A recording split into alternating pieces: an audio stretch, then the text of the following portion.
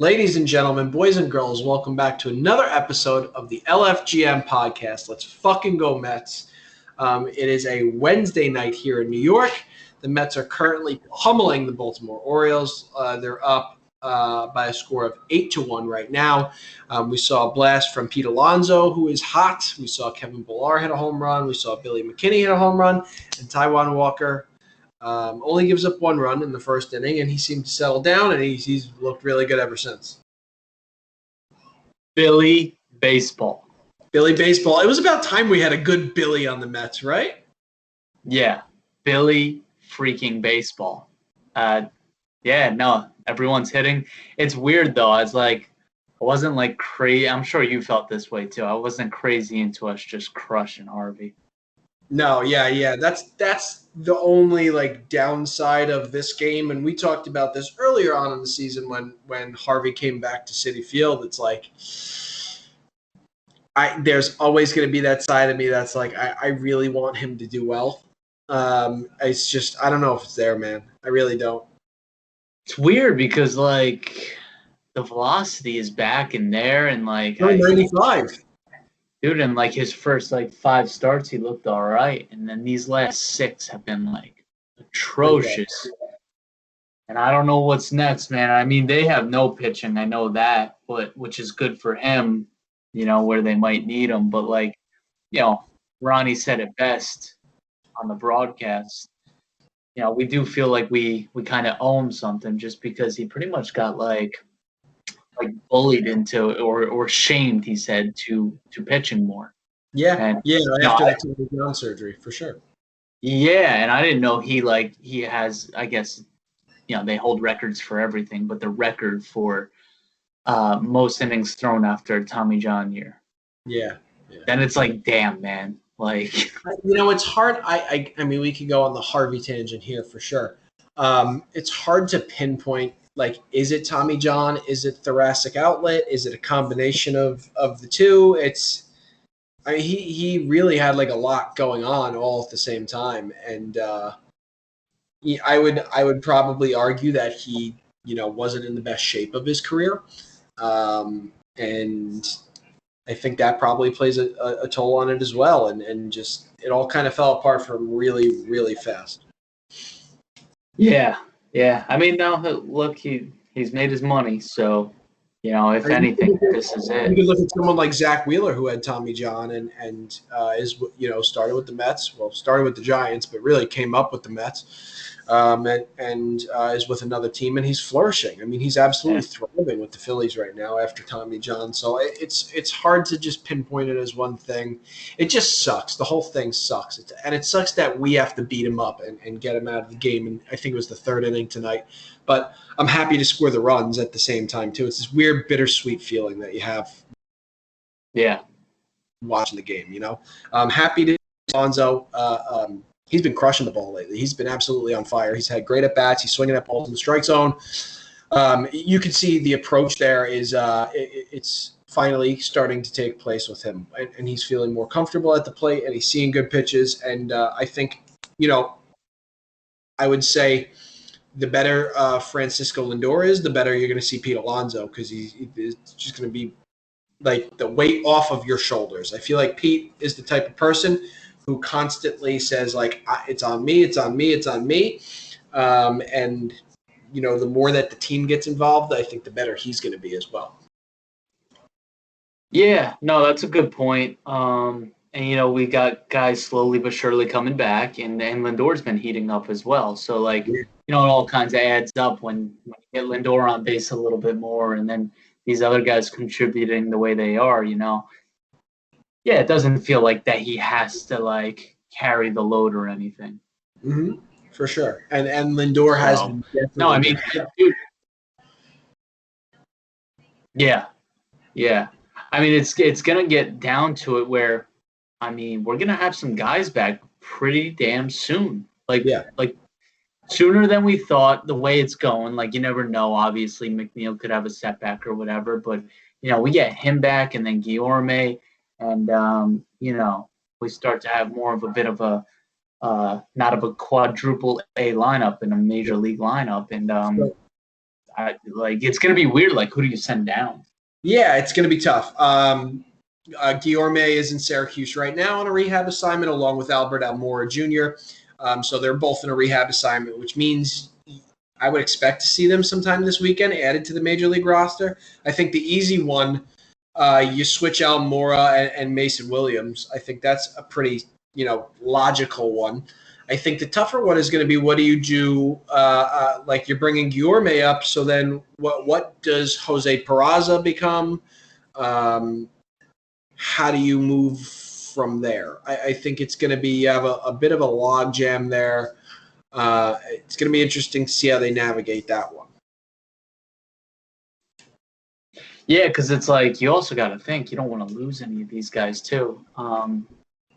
You gotta be smart about it. So that's why, also again, no rush, and again, some of these guys not going to be back till 2 weeks, and some of our, guys that are stepping up right now, maybe they do taper off in the next couple of weeks, and it's a bit of an easier decision. But I mean, the way they're playing, it's good to watch. Going back to the San Diego series. That's pretty much what we wanted, right? 2 out of 2 or 2 out of 4, I should say. I will say it sucked dropping the first 2. But then you have, the ultimate stopper in baseball. Dude, Jacob deGrom is just he's on another planet.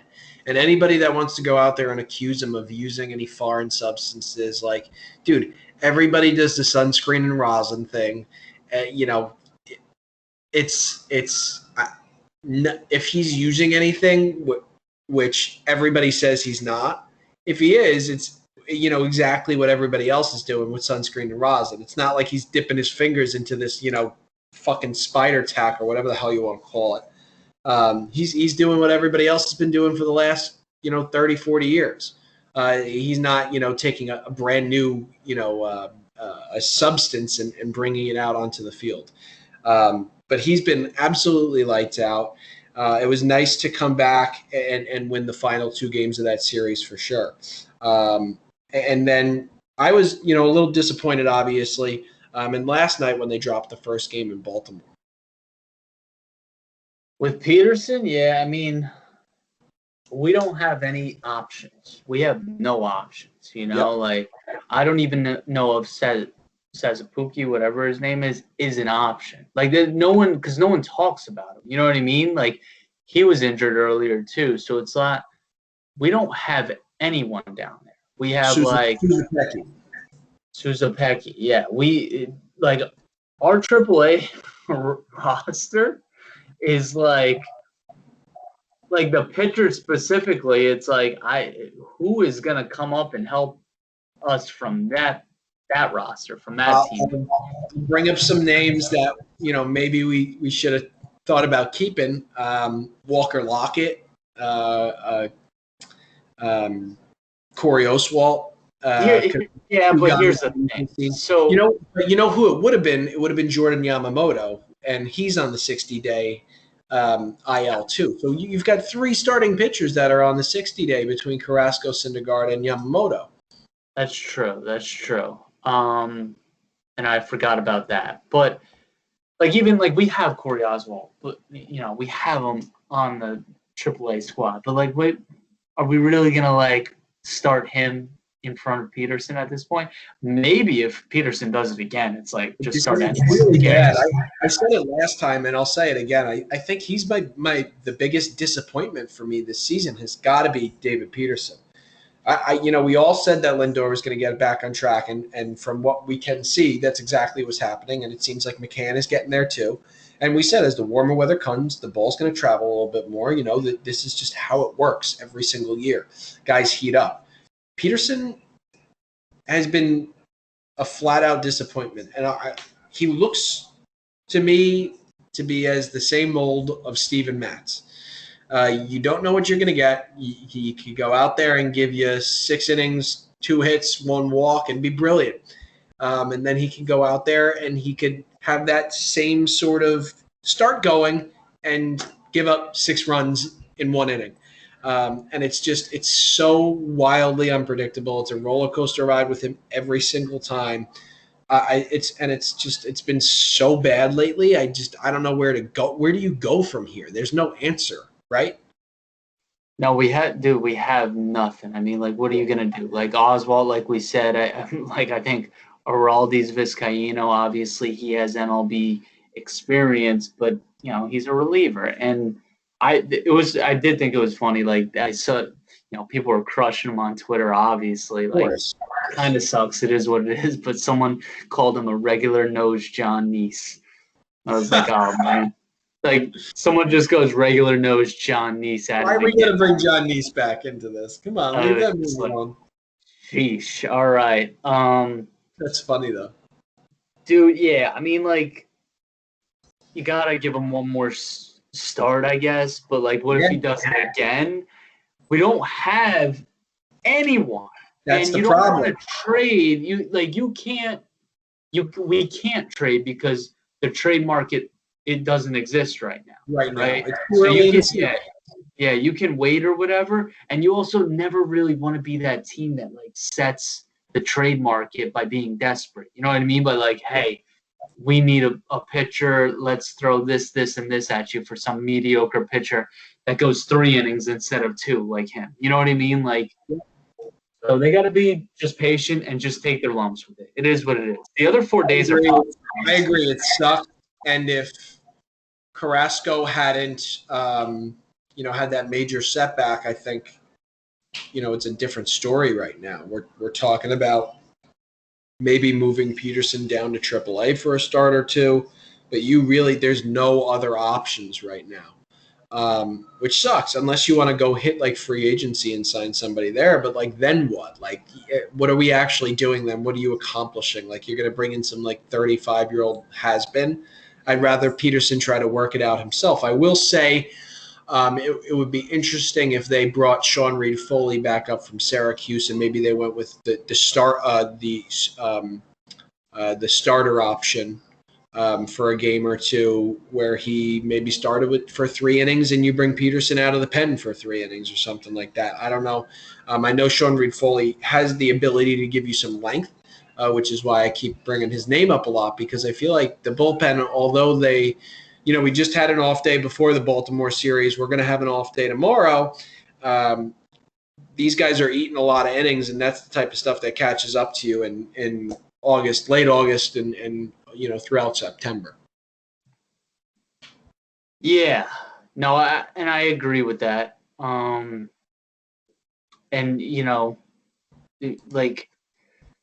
There is no answer for this right now, but we're still in such a good spot that you don't really you can have Reed-Foley come back up. He has options and he's down there right now, and that's kind of probably the move. Honestly, I don't think Tommy Hunter's coming back anytime soon, which would have been nice because he did pretty well as an opener. But that may be the move right now is Reed-Foley, bring him back up and just change it up a little bit and see what happens. And we do have Colome there too, but I believe he's injured down there as well. So remember him? Wow, Franklin Kilome. I don't know if he's even I don't think he's doing great down there either. So I don't think so either. Yeah, but it is what it is. Going back to the DeGrom, that post was just a wild thing to so ridiculous, man. He's grabbing his belt. What? He touched his glove. It was different when I don't know if you saw the video of Yu Darvish doing it. He has his glove up and he's wiping his fingers on it. That's not normal.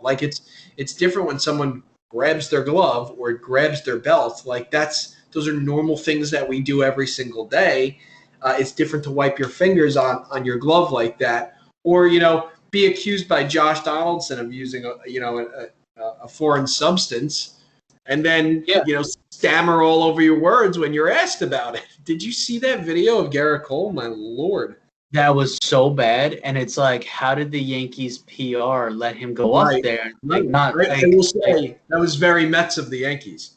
Oh yeah, it was, and this is a Mets related thing too. Now that obviously we're covering like the league in general with this, but more specifically, like with the Mets, Pete Alonso just came out and said some wild stuff where I'm like, I don't know what the move is with that, and like maybe you keep that to yourself. But Alonso went full conspiracy theory on us there. He said basically, well, the reason that the baseballs were changed is because a different free agent class is coming this year, and the owners don't want to pay people what they're trying to reset the market based on the balls that are being put out there. And yeah, they should be able to use whatever substance they want to use and put it on their fingers. We use pine tar. Why can't they use something to control and grip the ball? I will say though, this is not about control and grip. This is about spin rate, right? Like Garrett Cole had his lowest spin rate his last start since 2017. Okay, his fastball had the lowest spin rate since 2015. So there are things that we can measure now by looking at the spin rate, and if there is a link between using this a Spider Tack, whatever the hell it is, and creating more spin rate, is that an unfair advantage? I don't know. I'm not, I will say, the higher the spin rate, the harder it is to pick up a ball for a hitter. And I will say the higher the spin rate, the more break the ball tends to have.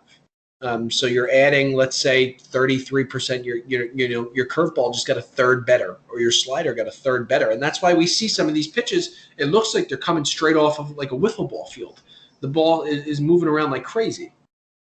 Yeah, it seems to be like it was an unwritten rule for a long time until like just recently people just started to like shout it out a little bit, and like we'll really know if Alonso, if it is a conspiracy theory or not, which I do believe him. It's a smart thing that he's thought of, but we'll know right away because come game time tomorrow with all these other teams that are in action, every reporter pregame is going to be asking every other team's superstars what they think about those comments, and you're going to get some answers. So, unless guys blow it off, then I would tend to believe them because I think more guys are going to come out and be like, well, yeah, we've known that for a while. And that's screwed up in itself. That's like the MLB version of cheating, if that's really the case. Like that's because you're like manipulating the market.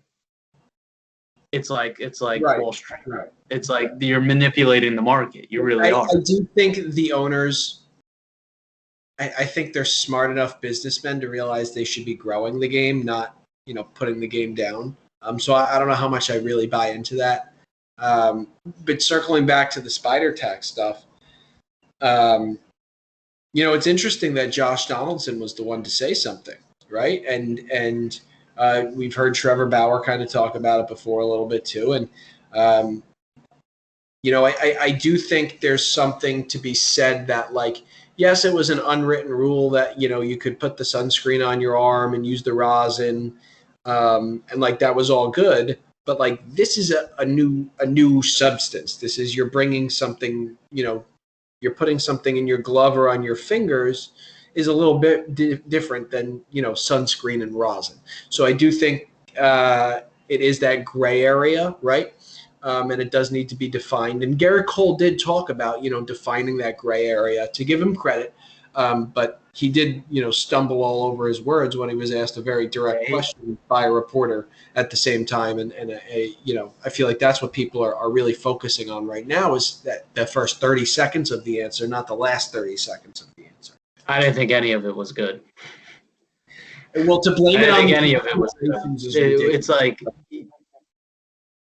the last part of it, he just said a general statement about the game while still not answering the question. That's the only part that I thought was decent.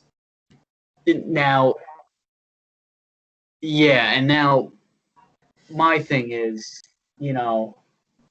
I don't know if guys should be using this or not, right? I have no idea. But what if you were to say every pitcher, this is tough to do, but like every pitcher has a certain amount for each inning. You know what I Yes, mean? You have like a ball boy that puts it out on the mound, and it's like, this is what you use. And you get a certain amount. It's funny you said something like that because I was listening to Buck Showalter earlier today, and he's like, the rosin is archaic. We don't need a rosin bag behind the plate. He's like, why don't we just leave some pine tar back there for the pitchers? And that way it's MLB monitored, and it's so here's your pine tar. This is what you're allowed to use, and if you bring anything else out here, well, then that's how you get in trouble. So if it's in your glove, if it's on your belt, then we can't control it. Then that's how you get in trouble. You may use this. You may not use anything else. I'm kind of all for that. It's just, it's got to be hard for the umpires, right now to really decipher, what is legal and what's illegal, and I mean they're in like a lose-lose situation, to be honest.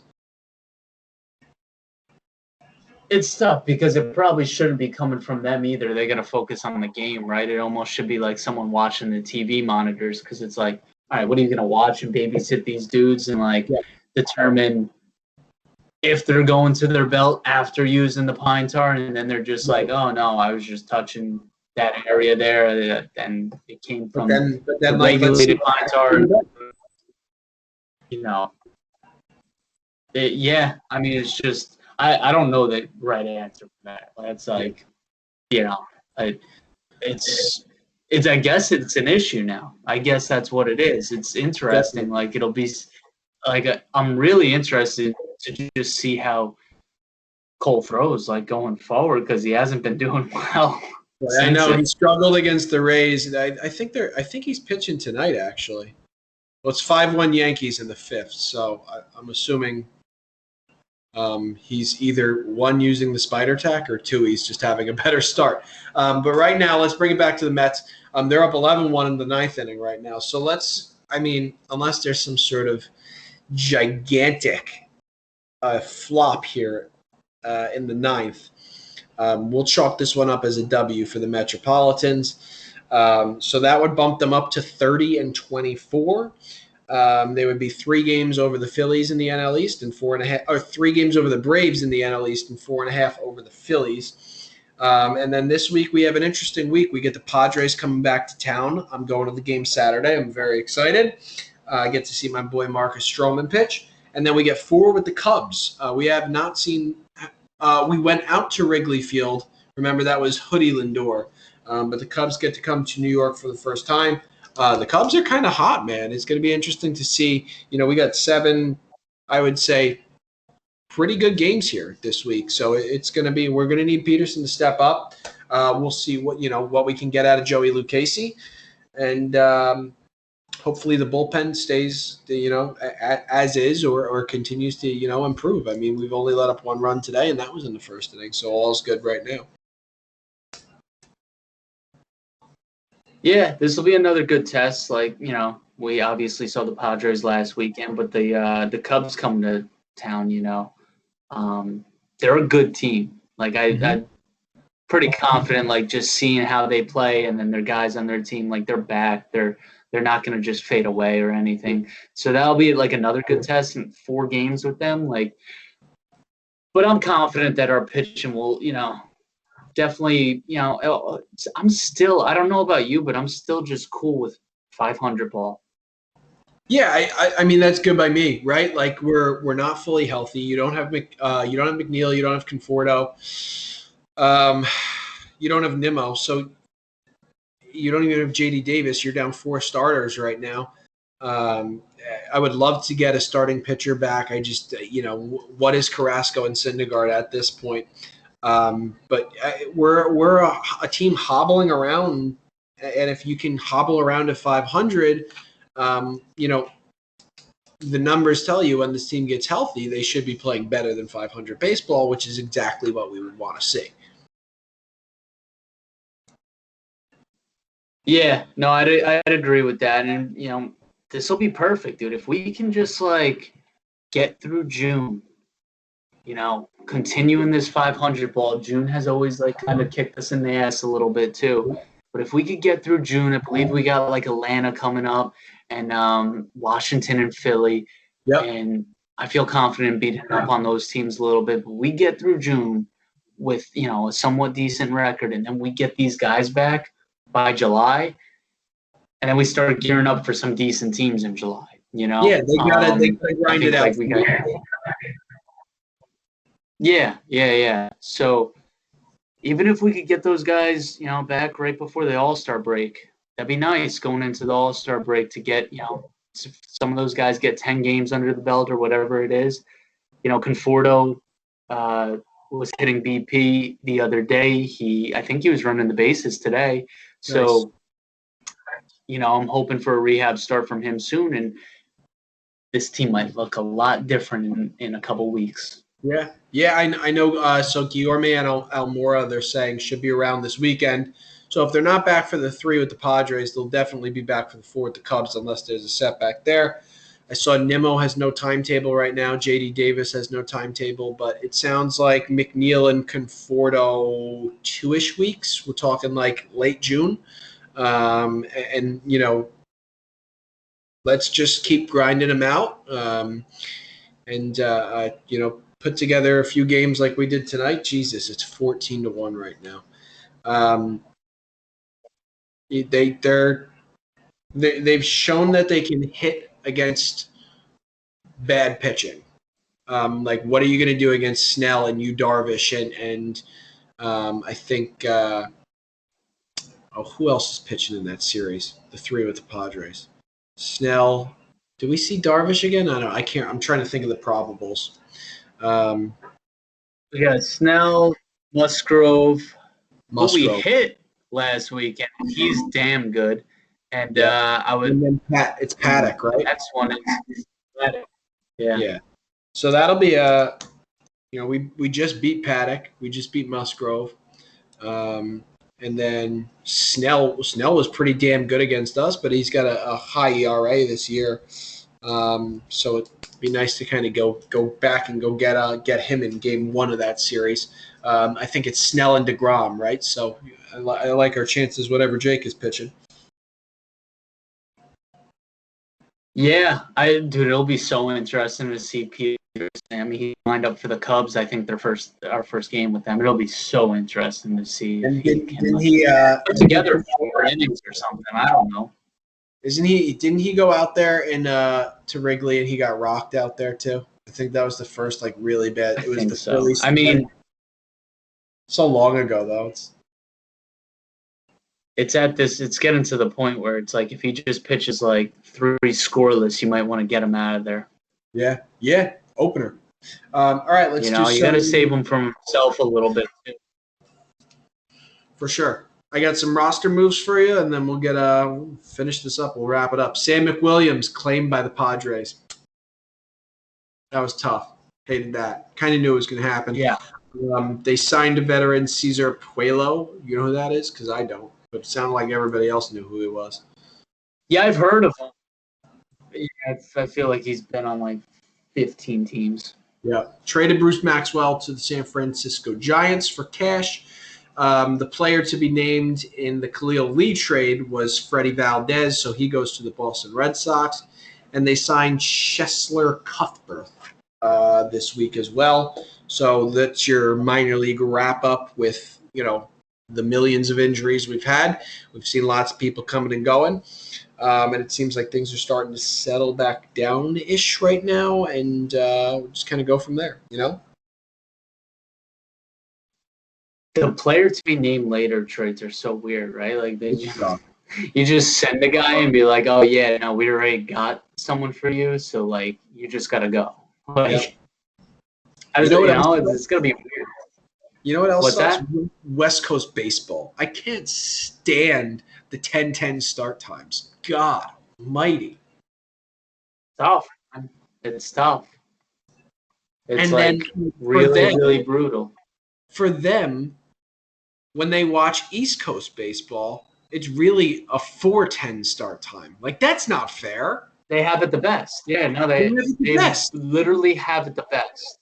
It's fucking bullshit. The few times that I've been out there also, there's nothing better than Saturday morning, 10 a.m. games. And when you like wake up, you don't even have to watch the pregame show. Baseball's on already. Have a coffee and you don't watch any pregame bullshit. Coffee and baseball. What a weird one. Oh man. All right, you got anything else? It is a weird combo, right? Yeah, it's a weird combo. No, me either, man. I'm just excited. I'm very excited to go Saturday. They're bumped. So the first game, I think Friday is when they bump up to, what are they doing, like 77% capacity or something like that. So I'm going Saturday, 4:10 game, which is exciting. Love a good 4:10 start. Stroman and Musgrove. They'll be packed. I'm excited to get to go. I'm going to the first baseball game in, like 2 years, year and a half, year and 3/4. It's crazy. They said $33K for Friday night to Grom. Yeah, that's awesome. I mean, it should be like that, right? So you might get something like that too. Yeah, you might get something like that. Everybody should be there on Saturday at a 4:10 start too. Like everybody, like bring the kids, man. Like that's don't sit them next to me, but bring your kids. You know how they have vaccinated and non-vaccinated sections? How about we make like a kids free section? You remember like when we were younger, we used to go to the restaurants. It's like, do you want to sit in the smoking or the non-smoking section? I'll take the kid-free zone, please. Thank you. That's not a bad idea. It's really not. Put them in all.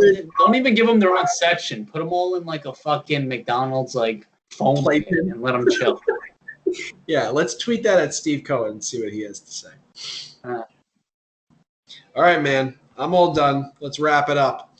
That's another episode of the LFGM podcast. You can put it in the books.